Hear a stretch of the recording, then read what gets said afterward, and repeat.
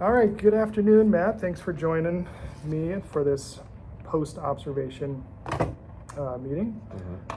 So we are going to start by just kind of reiterating what my priorities for the observation was, and some of the things that you shared with me in that pre-observation meeting. So last time we met, you stated that this class was particularly talkative, and there was like a wide range of abilities, and a lot of like IEP students and English language learners in this class. Okay, so the CTSP elements that I specifically looked for were focusing on engaging all students, including those special ed and those EL students, and creating and maintaining an effective classroom environment so all students are successful. So those were like the two main things that I was looking for, and also how you kind of interact with those special ed and EL students. So overall, I thought the whole lesson from start to finish was absolutely great.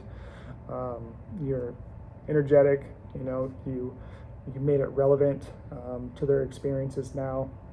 And overall, I think, from the wider unit of this DBQ that you guys are working towards, this particular lesson was great in setting up success for that later essay. So I thought it was absolutely wonderful. Thank you.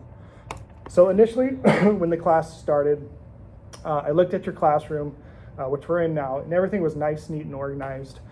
There was, evidence of student work on the wall, which shows experiential learning has been occurring. The students were set up in a group, so that offered collaboration, and students were able to work together, which is always what I like to see. So when the bell rang, the majority of students were in their seat. They were a little bit chatty, as to be expected. It was right after lunch, and as you stated, they were just a little bit more of a talkative group. And considering like the number of IEPs in there, that kind of makes sense that they're going to be a little bit more impulsive and that sort of thing. So a few came in late, and I believe you asked, why they were tardy. They didn't some of them gave a kind of a silly response, and others provided a legitimate excuse. So like when you have those students come in, kind of what is your process of encouraging them to be prompt and that sort of thing? So, I always document it. A lot of it, especially with the particular students that I'm thinking about, I've had multiple, conversations. I've reached out to their parents. One of the things that adds some value and might give you some success with students is having like a planned conversation during either lunch or Bronco Plus, and really, explain to them why tardies are important, go over what your expectations are, have them tell you what the consequences are, make this an accountable process about being tardy, and just really, hold them accountable. And, in my class, even though it sounds simple, that, taking role and accountability is actually like part of how we set things up. Is I do check in with them every day. So I think that helps because they know that they're going to be accounted for. They know I'm going to mark it. They know I'm going to check in with them. So that's what I try to do to limit the tardies. But it is, as you were saying, it is difficult right after lunch. That seems to be the class with both being talkative and then also with the tardy issue. The post-lunch class does struggle with that. Right. And I agree with the way that you're approaching it. And I know you have been documenting it very well. And I think that's really, really an important part of it, is being consistent, with those students who are, chronically tardy, and just parent contact, keeping to our, the school's progressive discipline policy. And I think that's what you've been doing. So I definitely encourage you to keep that up. Okay. Another thing that I really liked at the start of the class is when you took attendance by calling out specific students' names to see if they were here, but then also asking them like how they were doing, sort of kind of like their social, emotional, physical well-being. I thought that was a great way that you can make a connection, and kind of really show those students that you care for them. So what would you do if somebody said that they were just, having a very, very awful day? Would you take the time to address that student's concern, or would you offer them to go to the counselor? How would you handle that situation? So that has happened before when kids are, honest and aren't just saying, "Oh, my day's good." Usually the way I do it is I try to get it into more of a private manner where I can talk to the student. They're saying that they're having a really bad day and we're taking roll and we're kind of engaging with everybody. That's, to me, that's not the time to say, well, what do you mean? Or I make note of it. And then I'll usually find time in class to, meet with them in a more private way to ask, how are you doing or what's going on? Is this something that you just need to step outside and get a drink of water, or would you like to talk to somebody and really clarify that? And there have been a few instances where it was an actual issue where I had to, contact a counselor and that kind of stuff. And it was something that I think might have gone unrecognized if I didn't have that procedure in my classroom. But it is something that I think about why I'm asking that question, how are you doing that? If some students are honest, how are we going to address this in front of the whole class? And I try to do it in a way that is private and not in front of everybody. But I do, and I do appreciate the honesty when they do admit that they don't just tell me they're having a good day, but there's something going on. So Right. And I think that's really important, right? Because especially after COVID, we see an uptick in a lot of these emotional and social incompetencies, I guess you can ask. So a lot of what we're trying to do this year and then the next year as a school-wide goal is to kind of address those emotional needs of specific students who might be having a more difficult time. So teachers are honestly the first line of defense when we're working towards that. So identifying those students who need that additional help and then pointing them in the right direction is awesome that you're doing that. Okay, so after attendance, you had on the projector the directions for the Bronco Minute. Can you just kind of reiterate what the Bronco Minute is, and does it serve as a warm-up or a review of previous concepts? Do you allow for some type of connection to prior knowledge? Do you like scaffolding? So what's kind of the objective of the Bronco Minute? So I'll just let you answer those questions. Yeah, so the Bronco Minute is traditionally a warm-up, and it connects with what we're learning before. I think in middle school, especially in 7th grade, they're getting used to having 6 separate classes. And I think it's important to take time in class to remind them this is social studies, this is what we'll be focusing on today, set expectations, and what we're doing for the day. This particular Bronco Minute, I would say kind of all the things you mentioned, because where we were at in the writing process. I would say, if I recall, there was a sentence stem on the Bronco Minute. There was an opportunity for students to read what they have written so far, and it was also like an informal assessment to see where the class was at. So the point of it for that particular lesson was to help them with the writing process, which we were constructing a 5-paragraph essay, and for particular this class, that is really challenging for them. So the Bronco Minute allowed students to share their work, verbalize it, which I think really helps with our special ed and EL students to hear how it should sound, have them verbalize it. And then I believe on the slide itself, there was a sentence stem they could use to help them with the next paragraph they'll be starting. So, I mean, usually my Bronco Minutes aren't that detailed. It's more of a check-in and to get started. But for today, it was actually pretty important for what they were doing, and I think it was their 3rd body paragraph they were working on. So it was setting them up to write their 3rd body paragraph, but also connect to what they wrote in their previous paragraph, and that's where students were reading what they wrote out loud. Right. Okay. Yeah, and I thought the way that you structure your Bronco Minute by putting it up there and then also allowing for the wide range of abilities to be challenged during that warm-up or that Bronco Minute.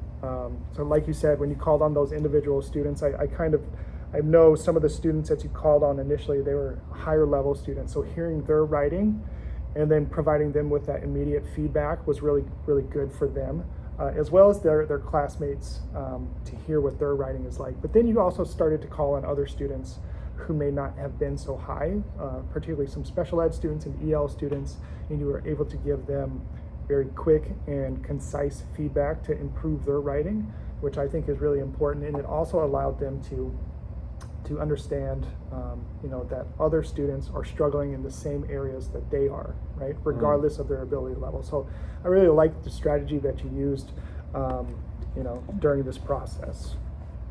Okay, so let's see.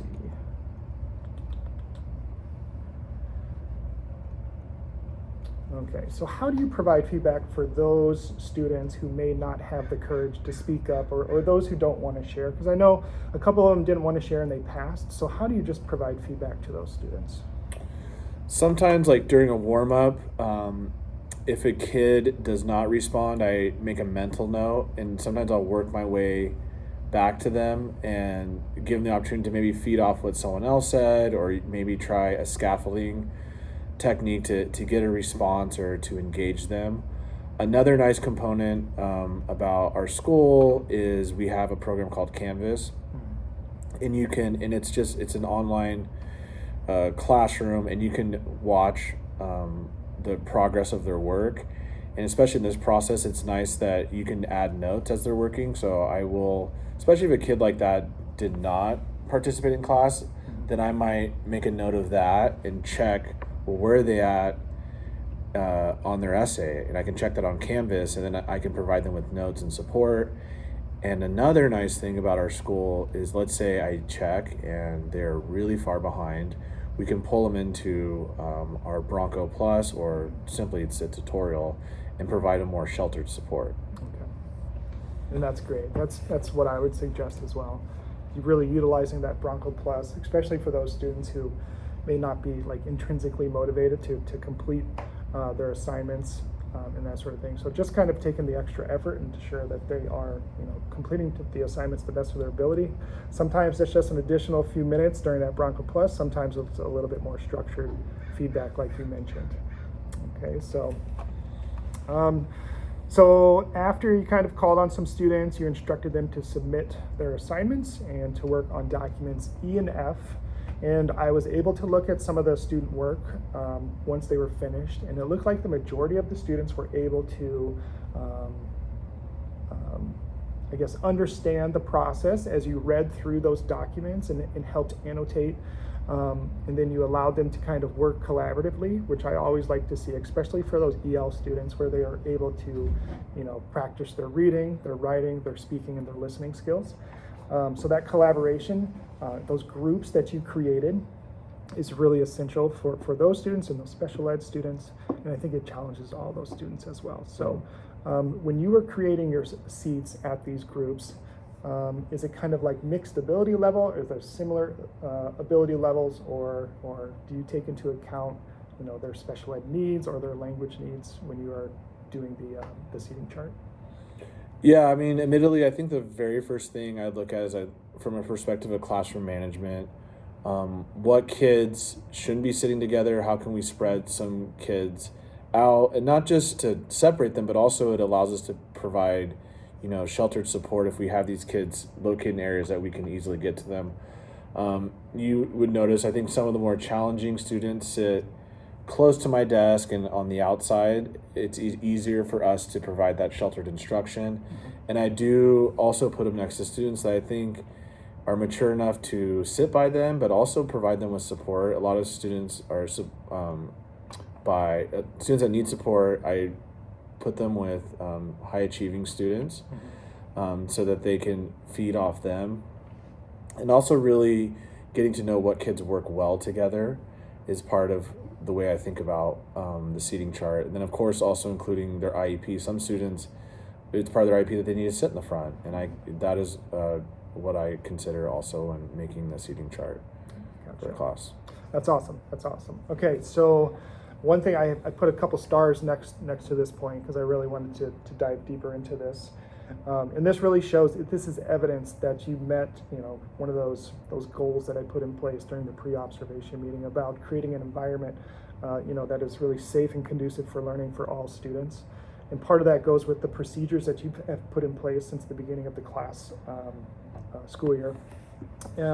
So during the time when the students were asked to work on the questions for documents E and F, where it was a little bit less structured or direct instruction on your part or guided instruction, you mentioned that the class volume was getting too loud, and you reminded the students that they were supposed to be at voice level yellow. Can you kind of explain kind of that classroom policy? So I try to make clear my classroom expectations, and one thing I use, it's almost like a traffic light, and it relates to their voice level. So red is quiet, independent work. Yellow, you're supposed to only be working with either your shoulder partner or someone at your table, and we're not talking across the room. I tell students a lot of times I shouldn't be able to make out what you're saying within your group. So it's at a voice level where you're just working with someone you're sitting by. So I think there were times during that class where they were beyond that I could hear what they were saying and that it was going beyond their table. So it's just about making expectations and knowing kids what the standards are in class. I also think it makes the classroom management a little bit indirect and less personal. So I'm not calling kids out by names or creating conflict, because sometimes kids just like that negative attention. So by having a voice level we're reaching it, I can address it verbally as the class is not at a voice level yellow. Let's get it back down to where we're supposed to be. Mm-hmm. And it seems like that indirect, non-confrontational way settles the class in and creates a lot less one-on-one conflict in the classroom.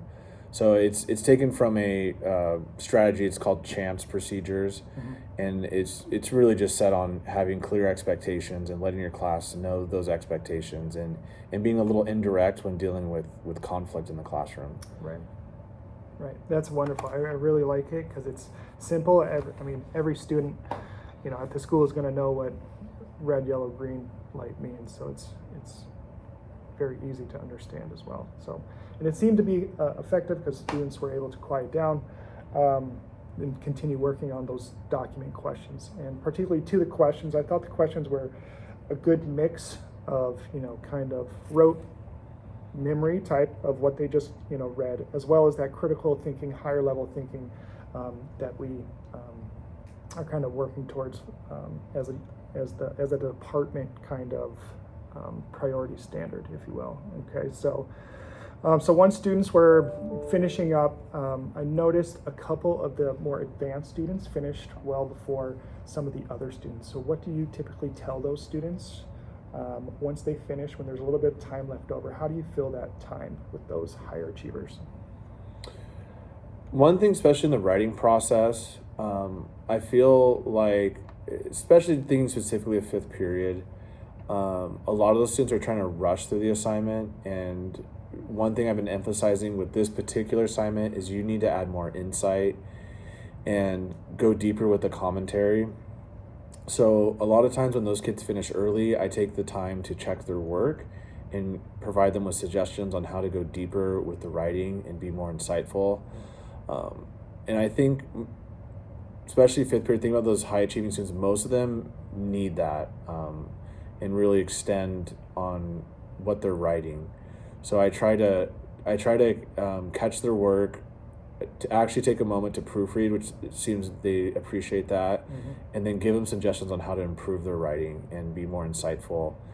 And throughout this whole process, I think that has been one of my objectives I made clear to the classes. This is our last big writing assignment, and that's what we're looking for, and that's what their 8th grade teachers are going to be observing next year. So I've been trying to challenge them to work on that. Yeah, and I noticed, I believe you made that announcement of, pointing out the fact that this is kind of like your objective, and that's what they're going to have to deal with next year. It's 8th grade, because it's progressively more challenging, from 6th through 8th grade, those DBQ assignments. Mm-hmm. So I thought that was great. Okay, and then you also made the announcement for if the documents weren't completed in class to finish up as homework. Mm. What is your homework policy? Do you normally assign homework? Is it just assignments that aren't finished in class? How do you deal with that? I really try to get most of it done in class. You said it. I mean, pretty much what you don't finish in class is homework. I try to, especially with a class like 5th period, I try to go over everything and model it with them. I think, especially something like a DBQ, I think it would be pretty difficult for a lot of our students to do that on their own without some sort of modeling or the structure. I do think like the DBQ particularly is really skill-based. Like I really do want them to learn the skill. It's not like I'm just trying to see what they can do at home or on their own, but I really want them to take what they learn in my class and apply it to 8th grade. So yeah, most of their homework is what they don't finish in class, and I do try to model and work with them and answer questions while we are in class. So I think most days we really try to work on that bell to bell, is really utilize the short 50 minutes we have. Right. And that's something I pointed out in my observation notes here, is that you really utilized the minutes allotted. You didn't have the students pack up 5 minutes early. And so most of them were working from the start of class to the very end, and I thought it was wonderful. I think overall, you hit everything that I was looking for. You created a safe environment for them to learn and to share out, their opinions and their writing pieces, which I know a lot of students at this age are really self-conscious. So you've created a safe environment that's conducive for learning. You really challenged a wide variety of ability levels, and so I think this lesson was great. You had great execution. Obviously, you have great relationships with them, and that's exactly what we want to see. But overall, how do you think the lesson went, and is there any areas that you would change? I think, being a social studies teacher, I'm always looking for ways to improve how to teach academic writing. I try to make it like what you're saying, I want students to feel comfortable. I want students to challenge themselves, take academic risk. But I think there's just understanding maybe the DBQ process a little bit better, how to better scaffold them. I think there's such a thing as over scaffolding, and sometimes I feel like I do that. So how to really challenge them and get them to where they're pushing themselves to the limit and then learning on their own is something I'm always looking for. Sometimes I feel like we create an environment where the kids are just waiting for me to tell them what to do next. I want them to solve problems on their own. So that's something, especially with the DBQ, I'm always working at is how to scaffold, but also have them be accountable and take risk instead of just waiting on me. Right. And I think, I don't know, if I could provide any feedback regarding that area, I think it would be kind of valuable to, especially during the writing portion of it. I know this lesson was more or less, the Bronco Minute was kind of helpful in formulating that paragraph, and then the documents E and F were there for additional analysis that they could use for later paragraphs. I think if you kind of broke it up to where you're setting up mile markers, like you're going to collect this assignment, or I'm going to look at your computer to see that you have submitted paragraph 1 and paragraph 2. And just kind of break it down. Also share those expectations with the class and tell them that it's okay to take a risk, because their whole lives they've been told this is how you do things, this is the way it should be done. And I know within the last decade or so, we're really trying to create grit in the students' lives. So without any type of risk, any type of failure, that grit isn't going to really be developed. So that's my feedback for that. But overall, again, great lesson. And if there's any areas of professional development that you would like, please let me know and we can set that up. All right. Okay? And that's all I have. Any questions for me? No, thank you. All right. Thank you for your time. Yep.